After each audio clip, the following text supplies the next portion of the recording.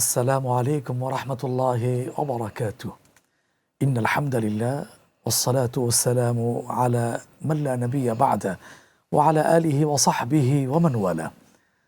সম্মানিত দর্শকবৃন্দ, আমন্ত্রণ জানাচ্ছি ড্রিমওয়ে হোল্ডিংস লিমিটেড নিবেদিত গ্রিন টিভি পরিবেশিত অনন্য আয়োজন আলোর পথ অনুষ্ঠানে।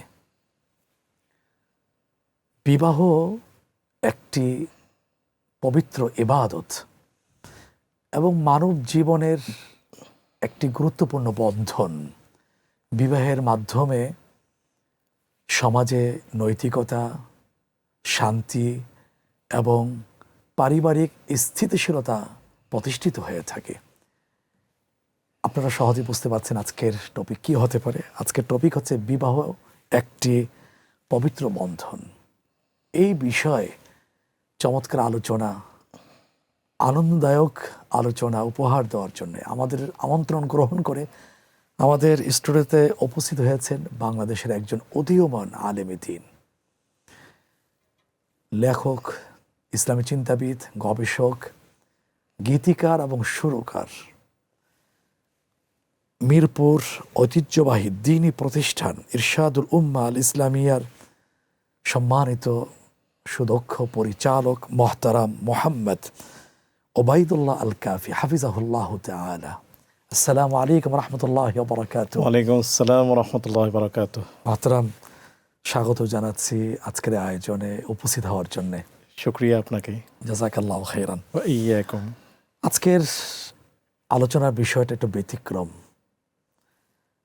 ইসলাম তো কমপ্লিট জীবন ব্যবস্থার নাম, সুতরাং ইসলামের এই গুরুত্বপূর্ণ একটি অংশ বা পাঠ বিবাহ আমাদের কাছে অনেক গুরুত্বপূর্ণ, কিন্তু পশ্চিমা যাদের ধর্ম নাই, পশুর মতো জীবনযাপন, তাদের কাছে হয়তো এটার কোনো গুরুত্ব নাই।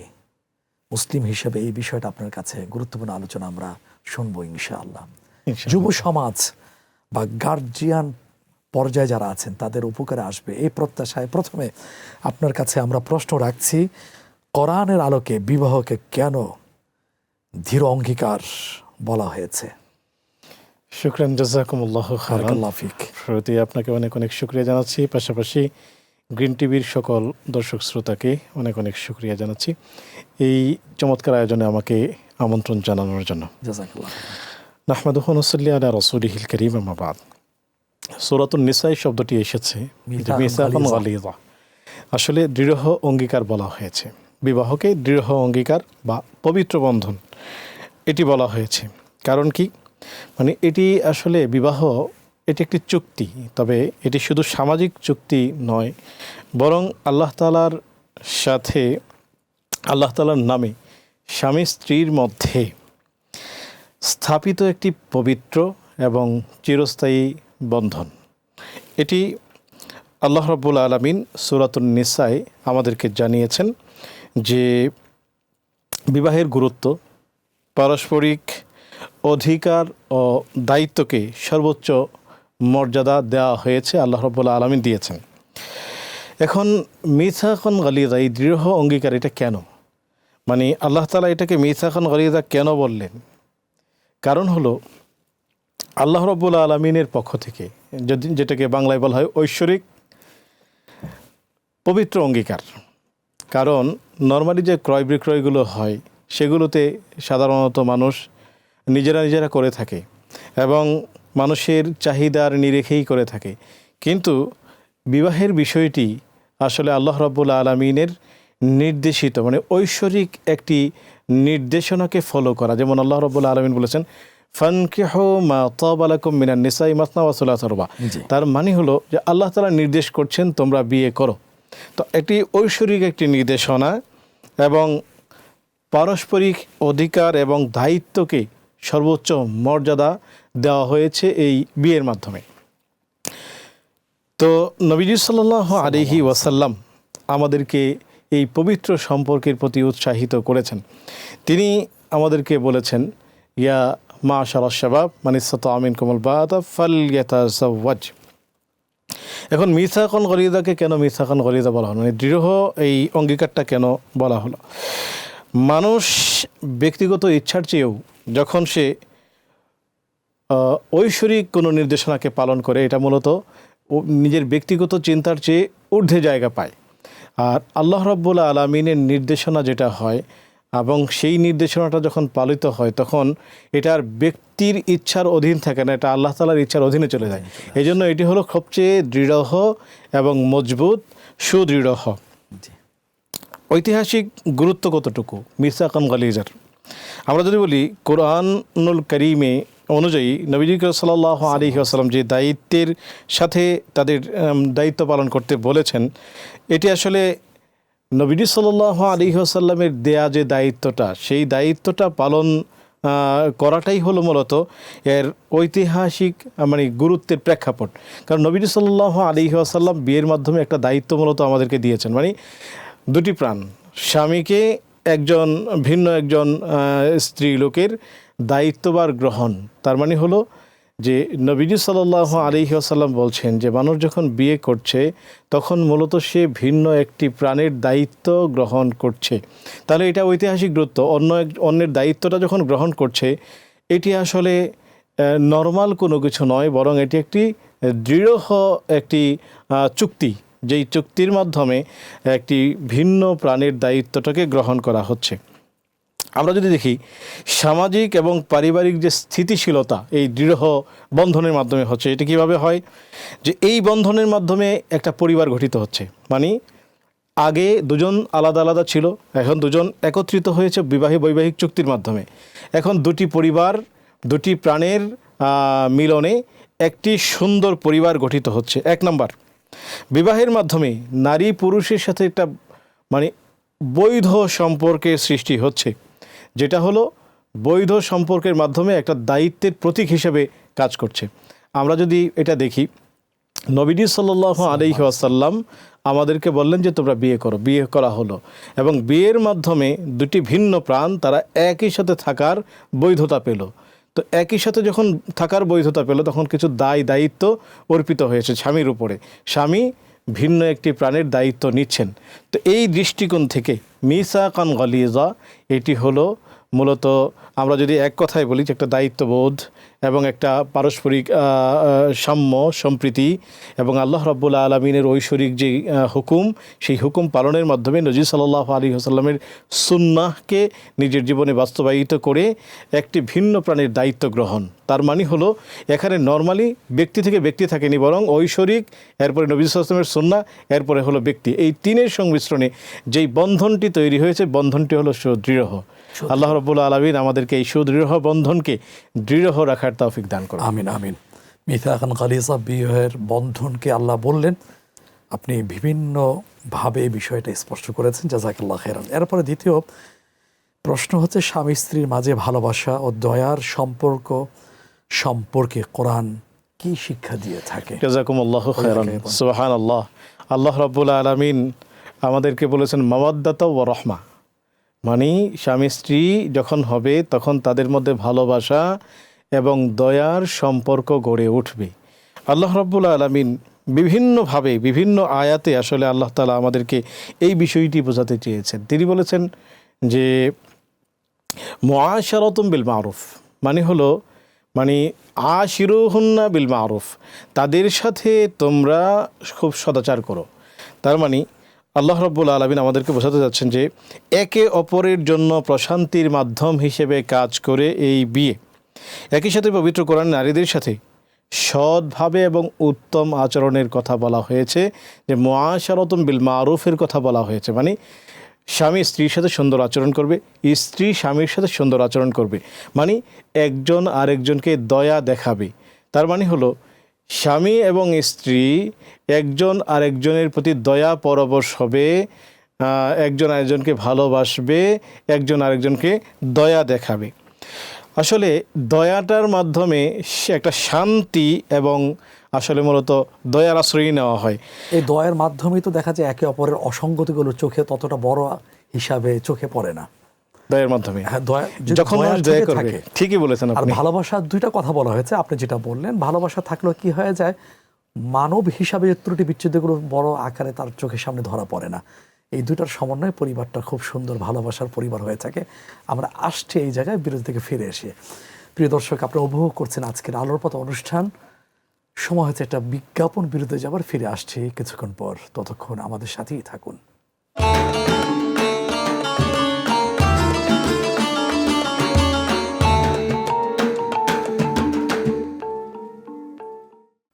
প্রিয় দর্শক, বিরতির পর আবারও স্বাগত জানাচ্ছি আলোর পথ অনুষ্ঠানে। আজকের বিষয় হচ্ছে বিবাহ একটি পবিত্র বন্ধন।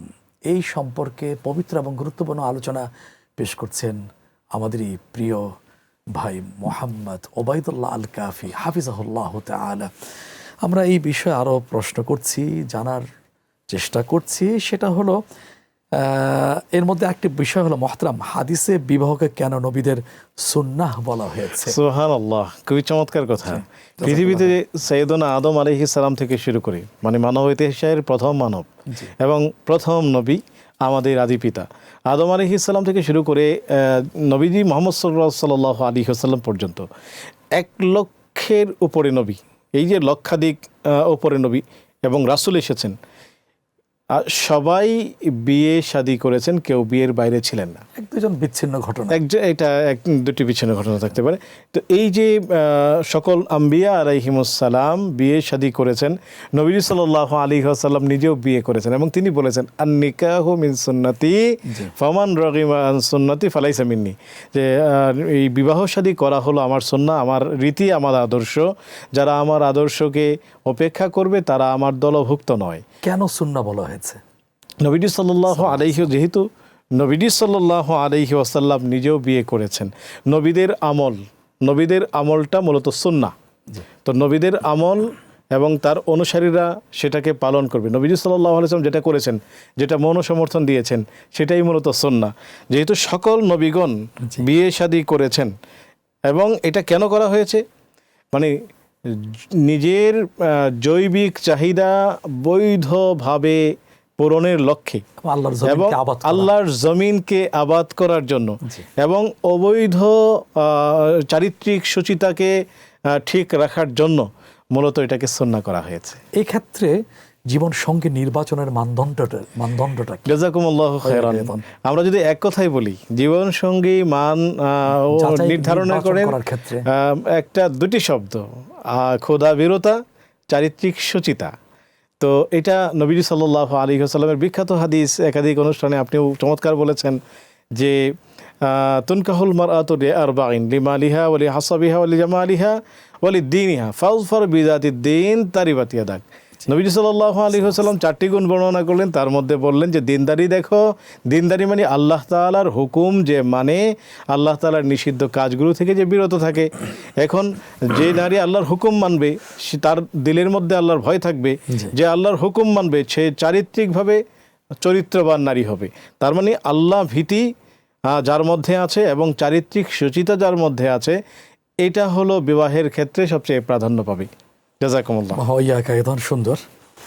এগুলো দেখে আমরা যেন বিয়ে করি, যারা অবিবাহিত আছি বা অভিভাবক পর্যায়ে যারা আছি, তারাও যেন এই বিষয়গুলোকে গুরুত্ব দিয়ে থাকি। যদি আজকের গুরুত্ব দেওয়া হতো সমাজে, যেটা আপনি বলছেন তাকওয়া, আল্লাহ ভীতি বা উত্তম চরিত্র, তাহলে দিনদার মেয়েরা প্রাধান্য পেত, ঠিক অর্থ এখানে মুখ্য হতো না।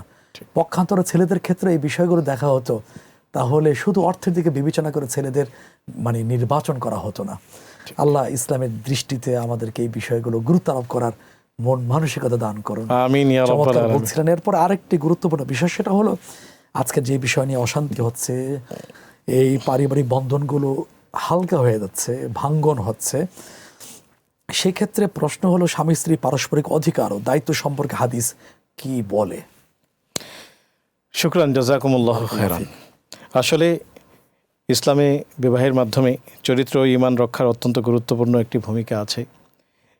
স্ত্রী এবং স্বামী, ইসলাম বলে যে স্ত্রী স্বামীর কাছ থেকে কিছু অধিকার পাবে আর স্বামী স্ত্রীর কাছ থেকে কিছু অধিকার পাবে। কোরআনুল কারীমের মধ্যে আল্লাহ তাআলা বলেছেন লিতাসকুনু ইলাইহা। তার মানে স্বামী যখন স্ত্রীর কাছে যাবে, স্ত্রীর সুকুন অনুভব করবে। তার মানে সুকুন অনুভব করতে হলে স্ত্রী কেমন হতে হবে? স্ত্রীকে চরিত্রবান হতে হবে, স্ত্রীকে দিনদার হতে হবে, স্ত্রীকে বিনয়ী হতে হবে, নম্র হতে হবে। তার মানে এই গুণগুলো যদি স্ত্রীর মধ্যে থাকে, তাহলে স্বামী যখন ঘরে যাবে লিতাসকুনু ইলাইহা, তার কাছে সে প্রশান্তি পাবে, আত্মিক প্রশান্তি পাবে। একই সাথে স্ত্রী স্বামীর কাছে কিছু অধিকার পাবে, যেমন খোরপোশ। তার মানে হলো স্বামী স্ত্রীকে তার ভরণ পোষণ, কাপড় এবং খাবার, থাকার জায়গা এগুলো প্রদান করবেন। একই সাথে তার সাথে সম্মানজনক বিহেভ করবেন অনুযায়ী, এবং তার সাথে আচরণটাকে সম্মানজনক করবেন। দেখুন, একজন স্বামী সে যদি তার স্ত্রীকে অধিকার দেয় এবং স্ত্রী স্বামীকে যদি অধিকার দেয়, তাদের বন্ধনটা হবে হৃদ্যতাপূর্ণ, ভালোবাসাপূর্ণ। ইসলাম যেটা বলেছে যে একজন আরেকজনের কাছে গেলে প্রশান্তি পাবে, সেটিই হবে। তো আল্লাহ রাব্বুল আলামিন যেন আমাদের এই যে দাম্পত্য জীবন, আল্লাহ তাআলা যেন সবার দাম্পত্য জীবনকে সুখময় করেন, স্বামীদেরকে স্ত্রীদের হক বোঝার তৌফিক দান করেন, স্ত্রীদেরকে স্বামীদের হক বোঝার অধিকার সেই তৌফিক দান করেন। স্ত্রী এবং স্বামী তারা যদি হক রক্ষা করে চলে, তাহলে এরপরে পৃথিবী আবাদ করার যে সুন্দরতম ব্যবস্থাপনা, যে সন্তান পৃথিবীতে আসবে, তারা সুন্দর হয়ে তৈরি হবে। আল্লাহ তাআলা যেন সেই তৌফিক দান করেন। আমিন আমিন। আপনার কথা থেকে উর্দু ভাষার একটা বিখ্যাত প্রবাদ, বিয়ে সংক্রান্ত বিষয় মনে পড়ে গেল, একটু বলবো কি মোহতারাম? জি, অবশ্যই। মেরি ঘর মেরি জান্নাত হয়, আমার ঘর আমার বেহেশত। যদি হয় দুইজনই চরিত্রবান, দিনদার, নিশ্চয়ই সেই দাম্পত্য জীবন এবং তাদের বসবাসের জায়গাটাও হয়ে যায় দুনিয়ার জান্নাত। আল্লাহু আকবার। আল্লাহ আমাদের পরিবারগুলোকে জান্নাতি পরিবার হিসেবে কবুল করুন। আমিন ইয়া রাব্বাল আলামিন। এরপর আরেকটি গুরুত্বপূর্ণ বিষয়ের দিকে আপনার মনোযোগ আকর্ষণ করছি মোহতারাম, সেটা হলো সমাজকে পাপ অশ্লীলতা থেকে রক্ষায় বিবাহ কিভাবে সহায়তা করে থাকে? অনেক বড় ধরনের ভূমিকা রাখে। আপনি জানেন, বিবাহের মাধ্যমে মানুষ চরিত্র ও ঈমান রক্ষা করার খুব গুরুত্বপূর্ণ একটি সুযোগ পেয়ে যায়। কারণ যখন মানুষ বিয়ে করে, তখন মানুষের একটা জৈবিক চাহিদা থাকে। সেই জৈবিক চাহিদাটা বৈধ পন্থায় সে ব্যবহারের সুযোগ পেয়ে যায়। একই সাথে মানুষ যখন বৈধ পন্থায় জৈবিক চাহিদা পূরণ করে, তখন এটি তার ঈমানকে সুরক্ষা দেয়। আর মানুষের যখন ঈমান সুরক্ষিত হয় এবং মানুষ যখন বৈধ পন্থায় তার জৈবিক চাহিদা পূরণ করে, তখন সে বেবিচারের পথ থেকে বেঁচে যায়। কিন্তু দুঃখজনক হলেও সত্য, আমাদের বিগত রেজিম সে বইগুলোতে ক্লাস 8-এ আমাদের ছোট ছোট কোমলমতি শিশু কিশোরীদেরকে যৌন সুরসুরি দিয়েছে এবং সেখানে বোঝানোর চেষ্টা করেছে, কেউ যদি স্বেচ্ছায় তারা যদি তাদের যৌন চাহিদা পূরণ করে, তাহলে এটি দোষের কিছু নয়। পক্ষান্তরে বাল্য বিবাহের নামে এটিকে অপরাধ হিসেবে দাঁড় করিয়ে কেউ যদি 16 বছর অথবা 15 বছরে বিয়ের পিঁড়িতে বসে, তাকে অপরাধী হিসেবে সাব্যস্ত করে বাবা এবং মাকে সহ তাদেরকে কারাগারে নিক্ষেপ করছে। একই দেশে দুরকম নীতি। অবৈধতার দরজাকে তারা খুলে দিয়েছে আর বৈধতার পথকে তারা বন্ধ করেছে। তার মানে তারা এই জমিনকে মূলত অপরাধের মাধ্যমে, মানে আল্লাহ তাআলার সেই রাগকে তারা জমিনে নিয়ে আসতে চায়।